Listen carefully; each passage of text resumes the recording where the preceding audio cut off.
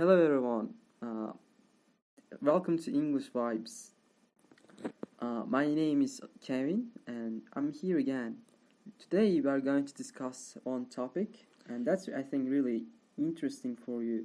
So it is called How Do Bees Make Honey? I think you are very interested in that.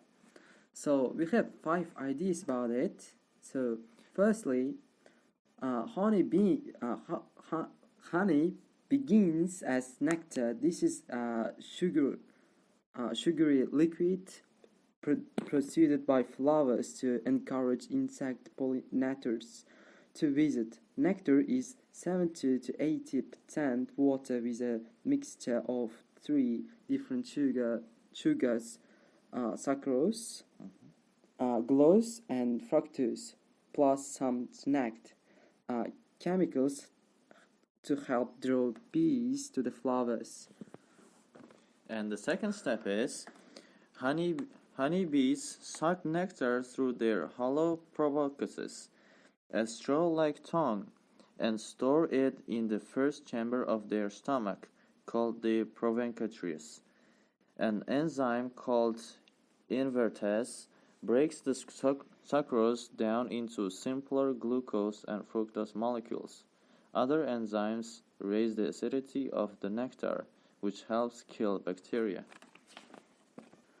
So next step, bees can carry up to half their body weight and have one of the highest power output rates on the animal kingdom.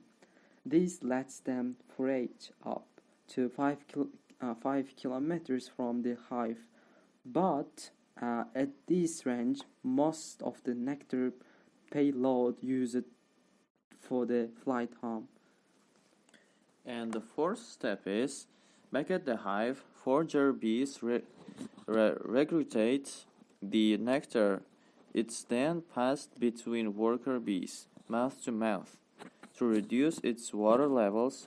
Once the water content drops to 18%, a mold and bacteria can't grow, and the nectar becomes honey, which the worker bees push into wax chambers.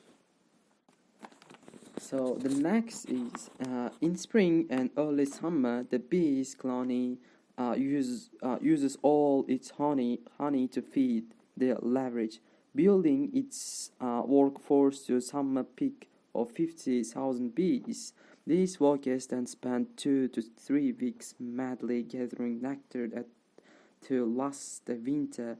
It takes 12 bees their entire life to make teaspoon of honey. Okay, so there are some difficult words that we used in this topic. So the first one is liquid. It's a substance such as water. Output, an amount of something made by someone, factory, etc. The next word is reduce. To make something smaller in size, amount, degree, importance, and so on.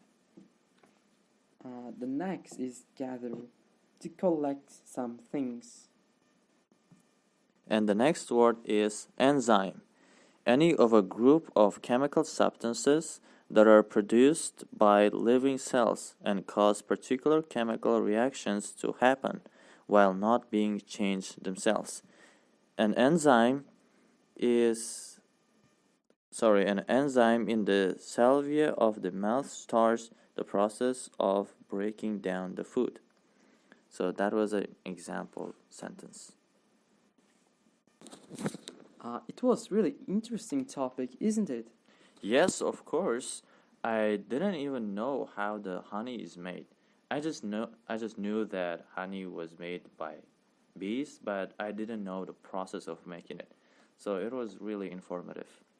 So I really excited when I just know about that bees made 12 bees made the honey in their entire life, which means to teaspoon.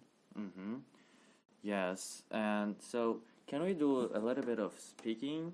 Just a casual conversation. So, what do you do on weekends, Mr. Kevin? Weekends. Wow, that's really interesting question because I spread my all time on my weekends.